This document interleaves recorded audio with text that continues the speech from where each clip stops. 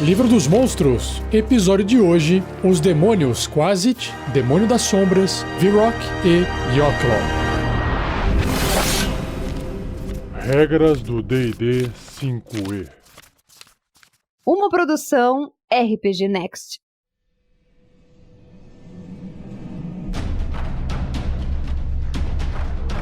Então, começando o cast de hoje com o Quasit, que tem uma aparência que lembra o Gremlin. Para quem não assistiu esse filme da década de 80, é um bichinho pequeno, só que não é fofinho, ele é um bicho verde cheio de bolhas no corpo. Parece um Goblin versão endemoniado. Tem orelhas compridas e pontudas, 2 chifres para cima, bem compridos também, uma cara feiona com um olho meio de ET, uma boca cheia de dentes, um grande rabo, pernas arqueadas, meio parecidas com pernas de insetos assim. Ele é um monstrinho bem feio. E vamos para a descrição que o livro do monstro traz sobre o Quasit. Quasit. Os Quasits infestam os planos inferiores. Fisicamente fracos, eles se mantêm às sombras para tramar travessuras e maldades. Aí, travessuras, tá vendo? Lá do filme dos Gremlins. Demônios mais poderosos usam os Quasits como espiões e mensageiros quando eles não os devoram.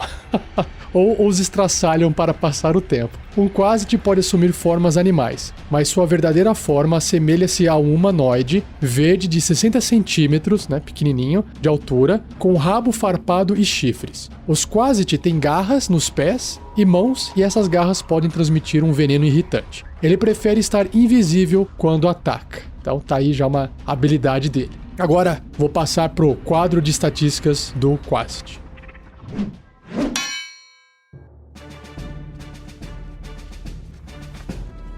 Então o Quasit é um corruptor miúdo, que tem as tags demônio, e é o primeiro demônio da lista desses episódios de demônios que tem também a tag metamorfo. E, claro, ele é caótico e mau, assim como todos os outros até agora. Sua classe de armadura é 13, ele tem 7 pontos de vida, pouquinho, é um golpe bem dado ali e é capaz de matar ele na hora. Deslocamento 12, então ele é rapidinho. Já sobre os seus atributos físicos e mentais, a força dele é bem baixa, porque ele é pequenininho, força 5. Agora ele compensa isso com uma destreza 17, que é bem alta, constituição 10, ou seja, o valor médio, inteligência 7, abaixo da média, sabedoria 10 e carisma 10, na média. Então é um bichinho fraco. Ele tem furtividade mais 5 de perícia, resistências a dano, como todos os demônios vêm apresentando até então, ou pelo menos a maioria deles, resistência a dano de frio, fogo, eletricidade e contusão cortante e perfurante de ataques não mágicos. Ou seja, todo o dano causado a ele é reduzido pela metade se for desse tipo de dano. Ele também tem imunidade a veneno e, claro que por consequência disso, também é imune à condição de envenenado. Sobre os seus sentidos, ele tem visão no escuro de 36 metros e percepção passiva de 10. E na parte de idiomas, ele fala, compreende abissal e comum. Olha só que legal. Nem todos os demônios entendem comum.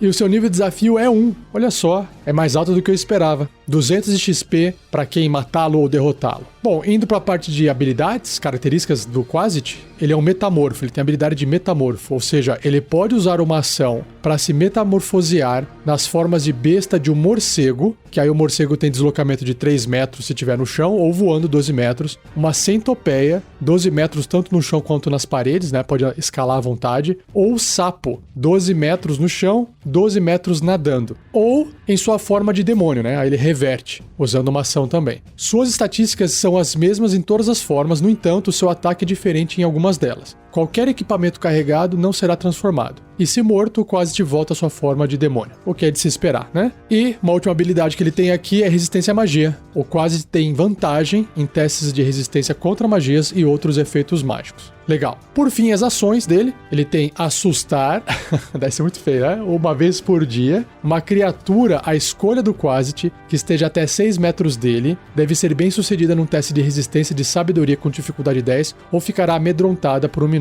Imagino que ele esteja realmente aparecendo assim, gritando, mostrando os dentes, fazendo uma cara feia pra assustar. claro que isso aqui é meio mágico, né? O alvo pode repetir o teste de resistência no final de cada um dos seus turnos, com desvantagem se o Quasity estiver em sua linha de visão, terminando o efeito prematuramente se obtiver sucesso. Beleza, ficar amedrontado é uma condição que impede que a criatura consiga se aproximar da sua fonte do medo, o que pode atrapalhar bastante, principalmente, de repente, um guerreiro que precisa chegar perto para bater. Sobre o ataque dele, ele tem ataque com as garras, ou mordida se ele tiver em forma de besta. É um ataque corpo a corpo com arma, mais 5 para atingir, o alcance é 1,5 m, apenas um alvo. Se acertar, 5 de dano perfurante. Se o alvo for uma criatura, ela deve ser bem sucedida num teste de resistência de constituição com dificuldade 10, ou sofrerá mais 5 de dano de veneno e ficará envenenada, né, condição de envenenada, por 1 minuto, o que também é bastante pesado. A criatura pode repetir o teste de resistência no final de cada um dos seus turnos, terminando o efeito prematuramente se obtiver sucesso. Lembrando que anões têm resistência a veneno. Então tá aí, apesar de ser uma criatura bem fraquinha, um acerto dela pode causar 10 de dano e ainda deixar a criatura envenenada. E isso é bastante forte para personagens de primeiro, segundo nível. E por fim, a última habilidade dele, a última ação que ele tem é invisibilidade. O Quasity fica invisível até ele atacar, usar a habilidade dele de assustar ou a sua concentração acabar. Qualquer coisa que o Quasity invisível estiver carregando ou vestindo, fica invisível contando que ele permaneça em contato com ele. Se soltar, vai aparecer. Show, legal, muito bom. Bom, antes de passar para a parte de ideia de aventura com Quasity, tem mais um box de texto aqui, uma informação extra que diz variação, uma regra variante, né? Que você pode usar se você quiser. Familiar Quasity. Lembrando que familiar é aquele bichinho de conjurador que acompanha conjuradores, né? Então, conjuradores mortais interessados em familiares extraplanares acham os Quasites fáceis de invocar e ansiosos para servir. O Quasity faz o papel do servo bajulador. Ele serve bem ao seu mestre, mas ele leva o mortal a realizar atos cada vez mais caóticos e malignos. Tais Quasites têm a seguinte característica. Então, familiar, né? O Quasity pode servir a outra criatura como um familiar, formando um vínculo telepático com um mestre voluntário. Quando ambos estiverem ligados, o mestre pode sentir o que o Quasity sente, contanto que eles estejam até 1,6 km, uma milha, um do outro. Enquanto o Quasity estiver até 3 metros de seu mestre, o mestre partilha da resistência à magia do Quasity. Ah, isso é forte, hein? E a qualquer momento e por qualquer razão, o Quasity pode acabar com seu serviço como familiar, acabando com o vínculo telepático. Interessante, hein? Bem legal.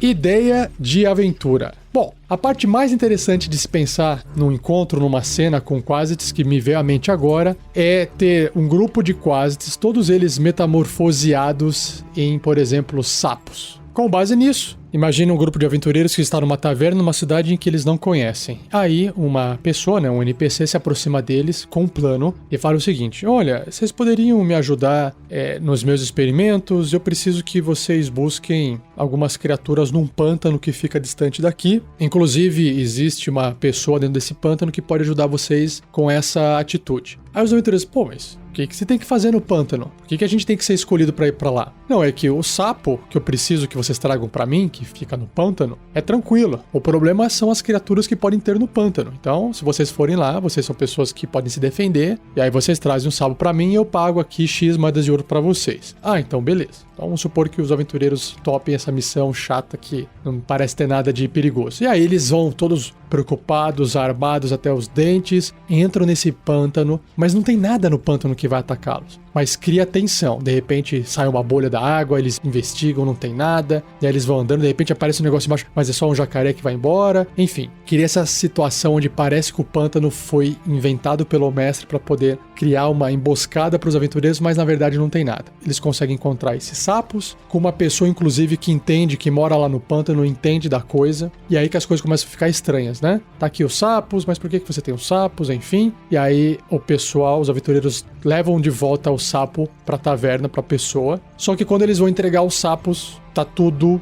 invisível, né? Os Quasites ficaram invisíveis. Como eles entendem comum, é fácil a pessoa ter passado as instruções para eles para que eles pudessem agir no momento certo, na hora certa. Então aqueles sapos que pareciam inofensivos eram quasites, metamorfoseados em sapos, e aí eles ficaram invisíveis quando os aventureiros chegaram, sei lá, com uma caixa, uma gaiola, uma sacola cheia de sapos, e aí a hora que vai entregar para a pessoa, os sapos estão invisíveis e ninguém sabe onde que foram parar os sapos. Claro que nesse meio tempo, o ato de um sapo sair por aí, ou quase até pode ter se transformado em centopeia, por exemplo, saiu andando de forma silenciosa, subiu pelas paredes e está escondido. Mas o lance é que a pessoa que pediu para que esses sapos fossem trazidos até ela tinha a intenção de causar o caos na cidade, nessa pequena vila, com os quasites. Só que você deve estar pensando assim, mas por que os quasites então simplesmente não entram e fazem o ataque à bagunça? É porque precisa culpar alguém. Quem que são os culpados de terem trazido essas criaturas para dentro da cidade? Os aventureiros, os forasteiros. Os forasteiros estavam aqui andando e trouxeram essas criaturas para poder acabar com a cidade. Então, quando os quasites aparecem, os aventureiros até podem acabar derrotando as criaturas. Aí realmente acontece um combate. Mas eles podem ser culpados desse problema porque a pessoa que está tentando fazer algum plano maligno ali na cidade se vê com problema de aceitar aqueles aventureiros ali dentro. Pode ser que a pessoa esteja falando assim, gente, não vamos aceitar mais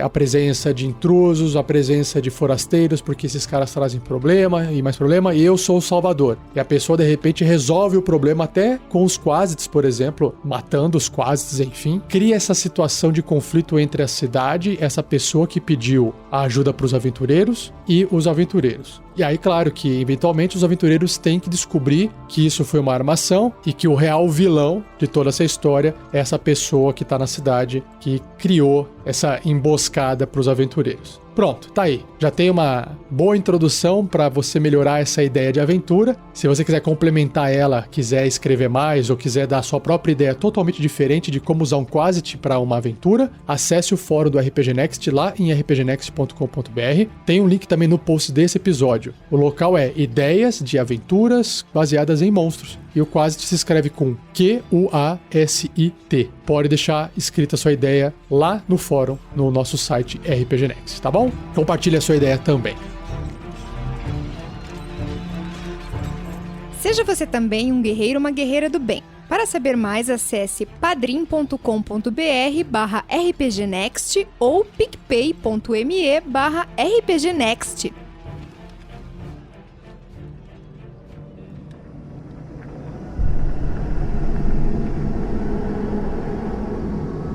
Próximo demônio do cast de hoje é o Demônio das Sombras, ou Shadow Demon. Bom, a sua aparência é de uma criatura também humanoide, parece um gárgula, só que feito de fumaça, braços compridos com dedos longos e cheio de unhas compridas nas pontas. Sua cabeça também lembra um pouco um goblin, um orc com dentes proeminentes para frente e para cima, 2 chifres longos nas cabeças, orelhas pontudas e um par de asas que parece um tecido rasgado, mas imagino eu que seja feito de sombras.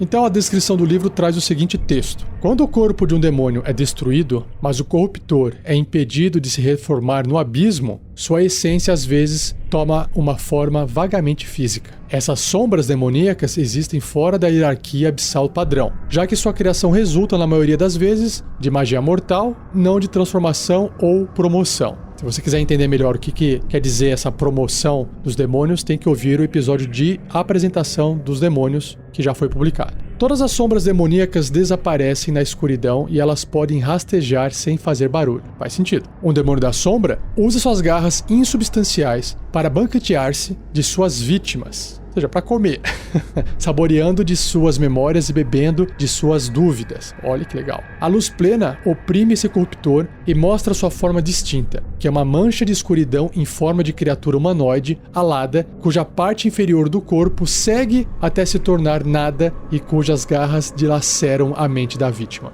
Ah, então é por isso que a ilustração não tinha a parte de baixo. Eu achei que fosse um corte da ilustração, mas é porque não tem as perninhas. Realmente termina em sombras. E uma característica de todos os demônios das sombras é que eles são de natureza sombria, ou seja, um demônio das sombras não precisa respirar, comer, beber ou dormir. É como se fossem mortos-vivos.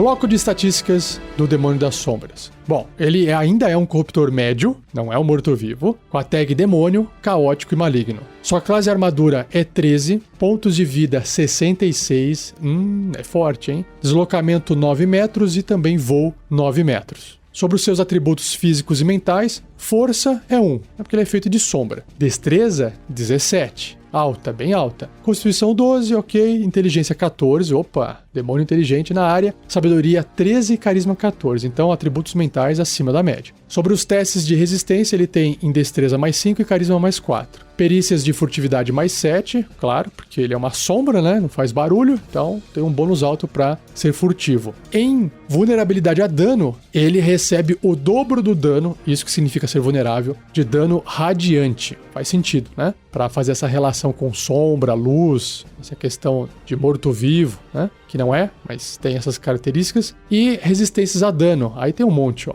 Ele é resistente a dano, ou seja, vai sofrer metade do dano de ácido, fogo, dano necrótico, trovejante, contusão, cortante e perfurante de ataques não mágicos. O primeiro demônio que diferentão em relação aos outros. Imunidade a dano elétrico, frio e veneno. Nossa, que legal. Ou seja, além do veneno, que era o padrão, dano elétrico e frio não faz nada no Demônio das Sombras. E na imunidade a condições, ele não pode ser agarrado, porque é uma sombra, não pode ficar caído, não pode ser envenenado, não pode ficar exausto, não pode ficar impedido, nem paralisado e nem petrificado. Faz todo sentido. E nos seus sentidos, ele tem visão no escuro de 36 metros e percepção passiva de 11. Sobre os idiomas, ele fala e se comunicar em abissal e tem telepatia de 36 metros. Bem legal. Seu nível de desafio é 4, realmente, né? Uma criatura mais difícil de enfrentar, concedendo 1.100 pontos de experiência. Sobre suas características, ele tem movimento incorpóreo, porque ele é incorpóreo. Então, o demônio pode se mover através de criaturas e objetos como se eles fossem terreno difícil. Ou seja, passa através, o movimento é dobrado, mas ele consegue atravessar. Ele sofre, no entanto, 5 ou 1d10 de dano de energia se terminar o seu turno dentro de um objeto.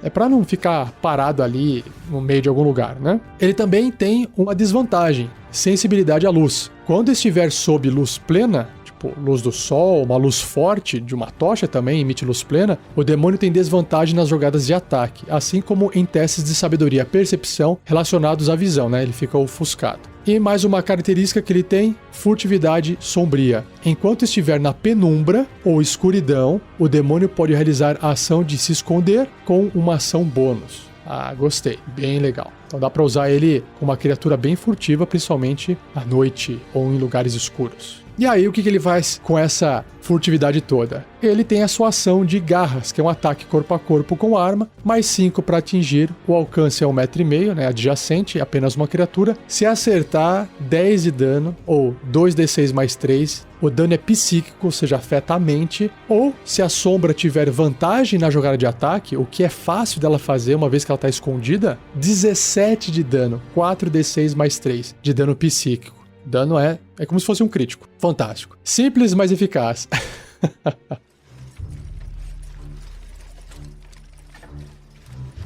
Ideia de aventura com o Demônio das Sombras. Vou pegar a ideia anterior, que tem a ver com sapos e aquela pessoa que pediu para os aventureiros trazerem esses sapos que eram quase metamorfoseados, né, para a cidade. E aí fica aquela situação, vou mudar aquela situação de que essa pessoa era maligna e tinha um plano maligno, mas pode ser que fique no ar que aquela pessoa estava tentando fazer algum esquema. Mas no final das contas, existe um esquema. É o plot twist da aventura. Essa pessoa precisava que os Quasits entrassem na cidade e precisavam de ajuda de aventureiros para que eles pudessem conter ou prender ou derrotar esses Quasits. Por quê? Porque ela tem um plano de usar os Quasits num ritual para que um demônio que vai ser morto ou derrotado não possa, uma vez derrotado e morto, né, ser reconstituído lá no plano abissal. É claro que se esse demônio não for reconstruído no plano abissal, ele pode virar um demônio das sombras, como disse na descrição do livro. Então, existe algum demônio nessa cidade, esse demônio tem que ser derrotado, mas através do ritual que essa pessoa está fazendo,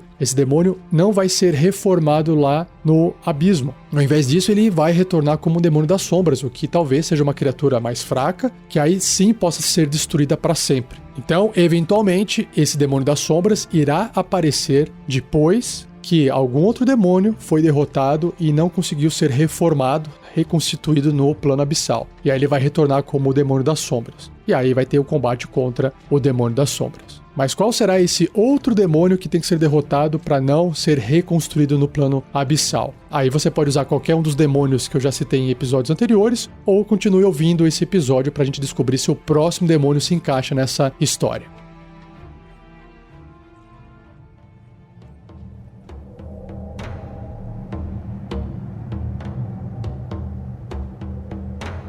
Indo pro terceiro e penúltimo demônio do cast de hoje, o Vrok, ou Vrok, V-R-O-C-K, tem a aparência de um abutre ou um urubu endemoniado. Imagina uma ave, um bicho que parece o urubu, só que ao invés de ele ter as asas presas no braço, né, como uma ave tem, o braço forma-se a asa, né? Aqui ele tem o braço mesmo, meio humanoide, com garras nas pontas, e as asas estão presas nas costas. E aí tem um pescoço longo e a cabeça com uns espinhos, um bico e dentes também, bem feião. Vamos ver o que a descrição do livro dos monstros diz sobre o Vrok, ou Vrok.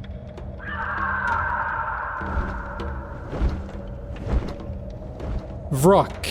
Os Vroks são corruptores obtusos e caprichosos que vivem apenas para causar dor e carnificina. Um Vrok se parece com um híbrido gigante de um humanoide e um abutre. Seu corpo deformado, bestial e suas asas largas fedem a carniça. Vroks devoram carne humanoide sempre que podem, atordoando presas em potencial com um guincho ensurdecedor, então mergulham investindo com bico e garras. Os Vroks, podem sacudir suas asas, liberando nuvens de esporos tóxicos. E, cobiçando coisas bonitas, os Vroks voltam-se uns contra os outros pela chance de reivindicar joias baratas ou pedras ornamentadas. Apesar do seu apego a tesouros, Vroks são difíceis de subornar, não vendo razão para barganhar quando eles podem simplesmente pegar o que querem do corpo de um possível barganhador. Faz todo sentido, né? Afinal de contas, é um demônio.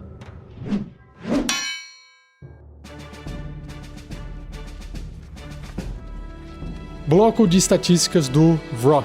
Então, ele é um corruptor grande. Eu achei que ele fosse médio ou até pequeno. Não, ele é grande. Ocupa ali o tamanho de um cavalo, de um ogro no tabuleiro. Tem a tag demônio e também alinhamento, até agora como todos os demônios, caótico e mal. Sua classe de armadura é 15, é uma armadura natural. Tem 104 pontos de vida, uau, bastante. Deslocamento 12 metros e o voo 18 metros. Sobre seus atributos físicos e mentais, os físicos são bem mais altos do que os mentais. Os mentais está na média, na verdade. Então ele tem força 17, destreza 15, constituição 18, inteligência abaixo da média 8, sabedoria 13, tá ok, e carisma 8. Nos testes de resistência ele tem mais 4 para sabedoria, mais 5 para destreza e mais 2 para carisma. Sobre a resistência a dano, ele é resistente a dano elétrico, fogo frio, contusão, cortante e perfurante de ataques não mágicos, igual a maioria dos demônios. Imunidade também é veneno e a condição de envenenado. Sentidos, visão no escuro de 36 metros, aquela visão no escuro estendida, né? Super Dark Vision,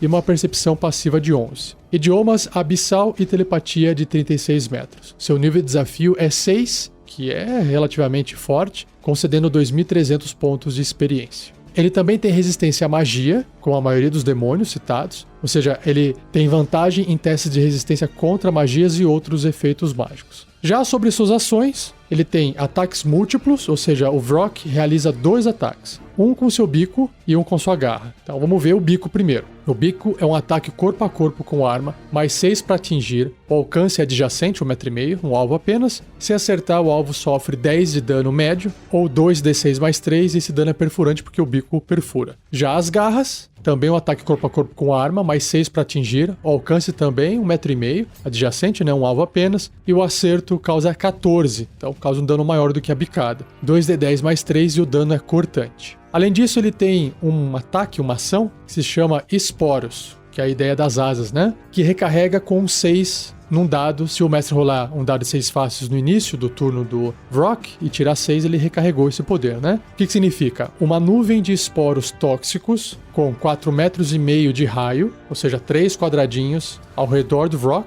estende-se dele. Esses esporos se espalham dobrando esquinas. Cada criatura na área deve ser bem sucedida num teste de resistência de constituição com dificuldade 14 ou ficará envenenada. Enquanto estiver envenenado dessa forma, um alvo sofre 5 ou 1d10 de dano de veneno no início de cada um dos seus turnos. Um alvo pode repetir esse teste de resistência em cada um dos seus turnos, terminando o efeito sobre si se obtiver sucesso. Basicamente, ele espalha aqui o sintoma do coronavírus, né? A pessoa começa a tossir, fica envenenada com os esporos. E aí, esvaziar um frasco de água benta no alvo também termina o efeito. Olha só. Então, esses esporos, para poder deixar a criatura envenenada, pode exatamente fazer isso, fazer com que ela fique com falta de ar, por exemplo, porque a condição envenenado é uma condição mecânica do jogo, que faz com que o personagem tenha desvantagens nas rolagens de D20, né? Então, o que representa essa desvantagem? Então, ela pode estar ficando um pouco asfixiada, ela pode estar tossindo. Como é esporo, o esporo é inalado, né? Claro que se a criatura por algum motivo não inala, não significa que os esporos não vão funcionar, porque aqui diz que simplesmente o esporo entra em contato com a criatura e ela fica envenenada, se ela falhar no teste de resistência de constituição, ok? Mas a ideia é essa, né? Se você estiver querendo explicar um pouco o efeito, mais metaforicamente, usando a narrativa, pode ser isso. As pessoas começam a tossir, se intoxicar, começam a sentir falta de ar e elas estão envenenadas. Por fim, ele tem uma outra ação que é o guincho atordoante, uma vez por dia.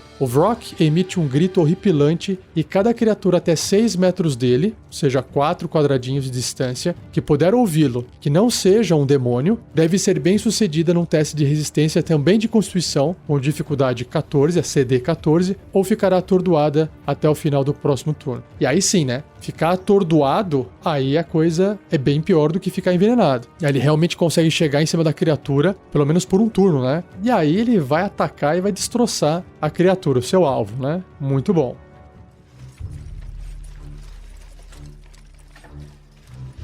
Ideia de aventura com Vrock.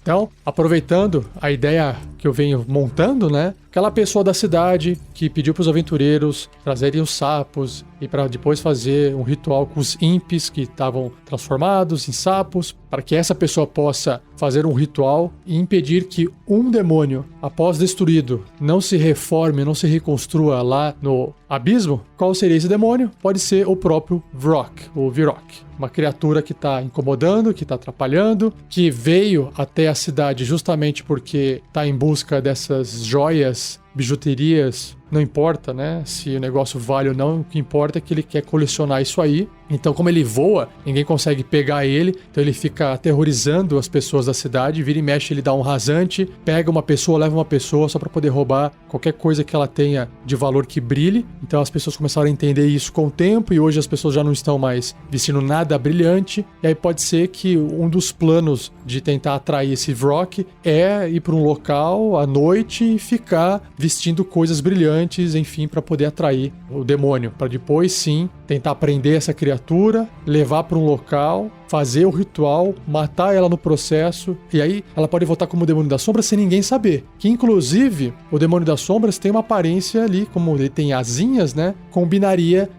dele ser o Vrock que foi morto e não conseguiu ser reformado, se reconstituir no plano do abismo. Daí ele volta como demônio das sombras para poder buscar a vingança dos aventureiros, por exemplo. Então essa é uma ideia de usar o Vrock numa one shot, numa aventura. E se você também quiser registrar a sua ideia, escreva no fórum do RPG Next, lá no rpgnext.com.br.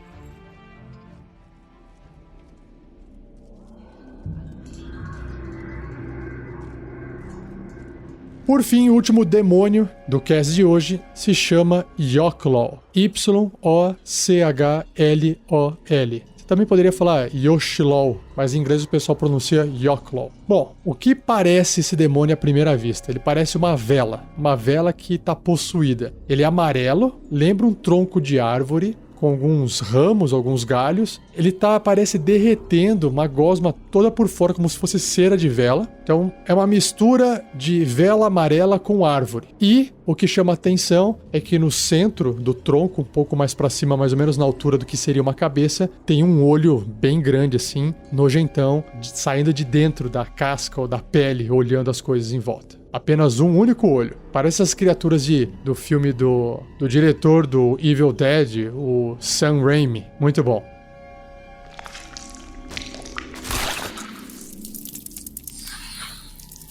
E a descrição no livro dos monstros diz que as Yoclaws são as serviçais de Lolth. Lolth é o demônio lorde dos Drolls, que tem aquela aparência de Droll com corpo de aranha. Extensões da vontade da Rainha-Aranha dedicadas a agirem como espiãs, capatazes e agentes de vilania. Elas atendem sua deusa nos fossos de teias demoníacas, mas Lolth, às vezes, envia as Yoclaws para o plano material para guardar seus templos e ajudar suas sacerdotisas mais devotadas. As Yoclaws não são criadas fora do reino das teias demoníacas de Lolth e não servem nenhum Lorde Demônio exceto sua rainha. Fora do abismo, uma Yoclaw pode assumir a aparência de uma Droll, ó que legal, ou aranha monstruosa, para esconder sua forma demoníaca. Em sua verdadeira forma, a corruptora parece um pilar de limo amarelado com um único olho malévolo. Na sua forma verdadeira e de Droll, o toque de uma Yoclaw carrega o mesmo veneno da mordida de sua forma de aranha. Show!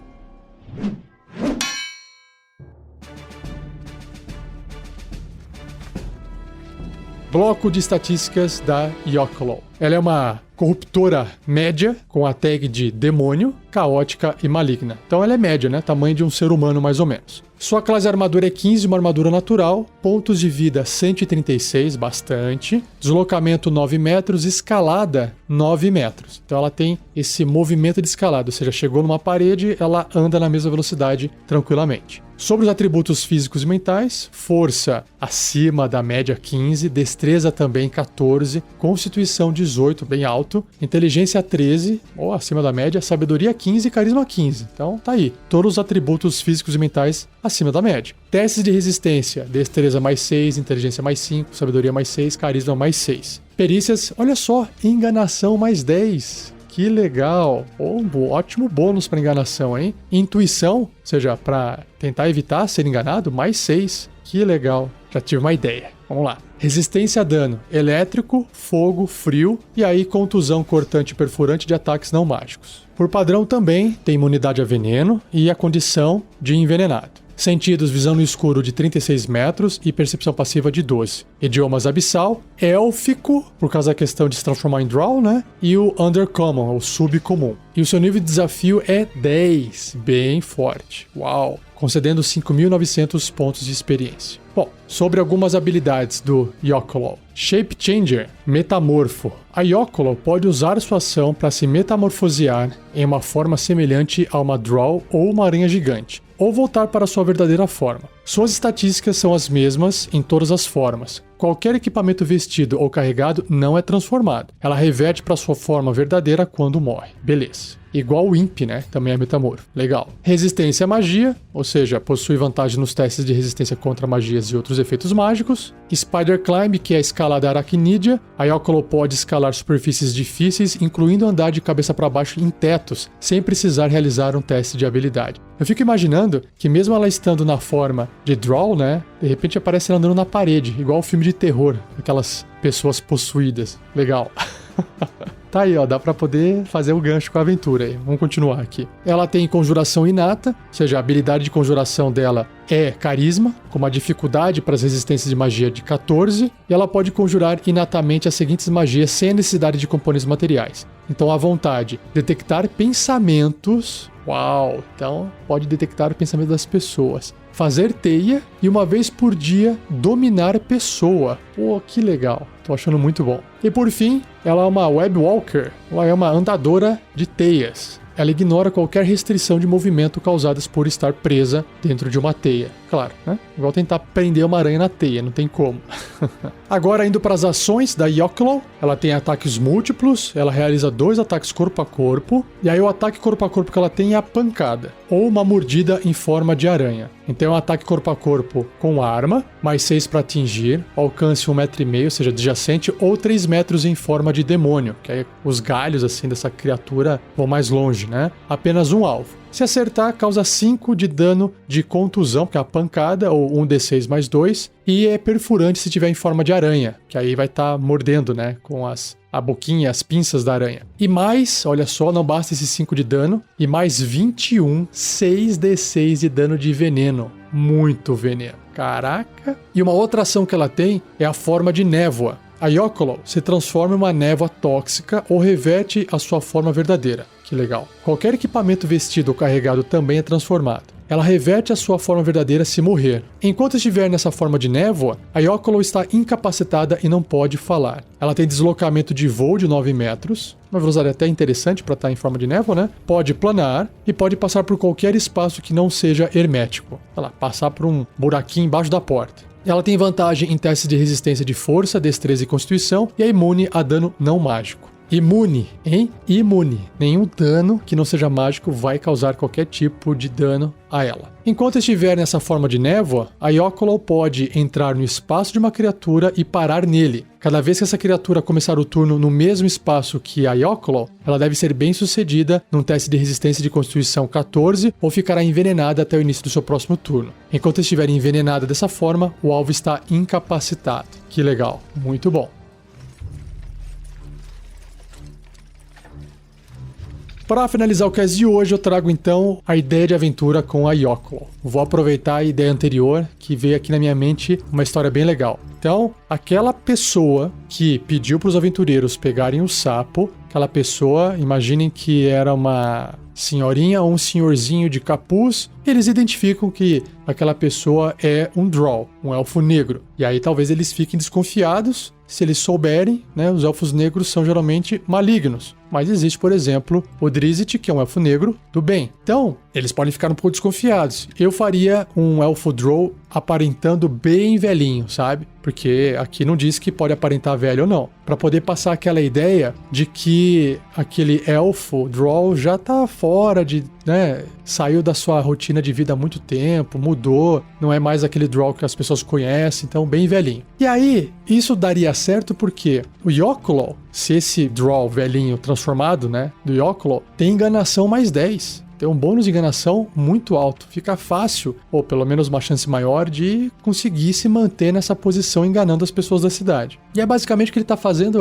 ele tá se passando, né, para conseguir pedir tudo isso pros aventureiros. E aí o que ele tá, na verdade, querendo fazer ele quer ascender. Ele quer ganhar um cargo a mais demoníaco. E ela tá tentando agradar também a Lorde Demônia Loth, a demônia dos Drows. Então, para isso, ela vai acabar sacrificando o Vrock nesse processo, vai fazer com que os aventureiros matem ele, e aí vai fazer o ritual que ela quer fazer para transformar o bicho num demônio das sombras, para que depois o demônio das sombras volte e atormente mais ainda os aventureiros, para depois, no final, ela poder trair todo mundo e matar. Só que aí nesse ponto, até chegar a esse ponto, os aventureiros provavelmente vão descobrir a coisa que está acontecendo. E aí, a cena final seria: ela é pega de surpresa, o Drow é pego de surpresa, velhinho, e aí entra a cena. O demônio se transforma numa névoa, em algum local, algum cenário interessante. Pode ser ali um lugar abandonado, umas ruínas onde foi feito o ritual. E aí, claro que essa névoa vai tentar causar dano, né, em algum aventureiro. E aí também pode ser que o pessoal faça alguma coisa e evite que a névoa cause tanto mal, ou comece a atacar a névoa. E a névoa fala, pô, deixa eu sair daqui para outro lugar. E aí ela vai voando, vai para algum outro lugar, vai para baixo, no subterrâneo, num lugar embaixo do local que eles começaram esse encontro. E aí lá embaixo ela tem alguma vantagem do ambiente, do território. E lá ela volta a ser o demônio Yocolo. E aí essa revelação seria legal, né? Porque aí aparece o bicho ali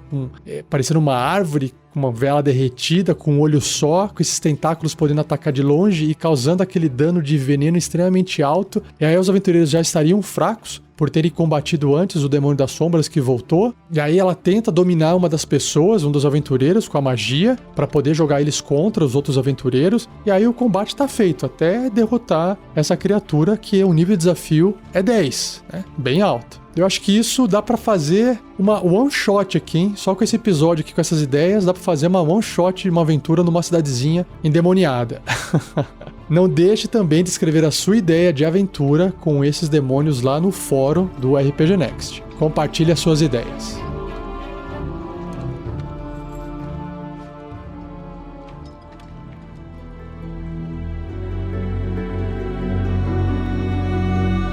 E assim eu encerro mais um episódio do Regras do D&D 5e. Espero que você tenha gostado. Se você ainda não conhece os nossos outros podcasts de aventuras RPG, bate-papo, podcast sobre outros sistemas, acesse rpgnext.com.br e conheça os nossos outros programas lá. Se você tiver dúvidas sobre regras do que eu tô falando aqui nesses episódios, pode me escrever para rafael47@rpgnext.com.br, que aí eu pego a sua dúvida e depois eu gravo um episódio respondendo todas elas, tá bom? Você também pode escrever no post desse episódio a sua dúvida. Não deixe de compartilhar, agradeça ao Gleico Vieira Pereira pela edição fantástica desse episódio e não perca o próximo, onde eu irei começar a explicar para vocês tudo sobre os diabos, devils, né? Porque em inglês tem demons and devils. E aí o pessoal traduziu do português em demônios e diabos. Agora será a vez dos diabos de eu apresentar o que o livro dos monstros diz sobre os diabos, tá bom? Então é isso, um abraço e até o próximo episódio.